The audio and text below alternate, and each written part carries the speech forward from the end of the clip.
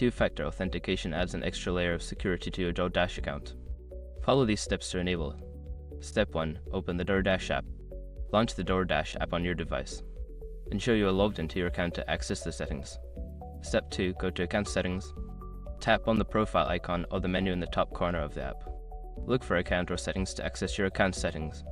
Step 3. Select Security Settings. In the Account Settings menu, find the option labeled Security or Privacy. This section contains options related to account security. Step 4. Enable two-factor authentication. Look for the option for two-factor authentication. Toggle it on and follow the prompts to set it up, which may include entering your phone number or email for verification. Step 5. Verify your method. After enabling two-factor authentication, you will receive a verification code via your chosen method SMS or email. Enter this code to confirm that two-factor authentication is successfully enabled. By following these steps, you can enhance the security of your DoorDash account. Always remember to keep your contact information updated to ensure you receive verification codes.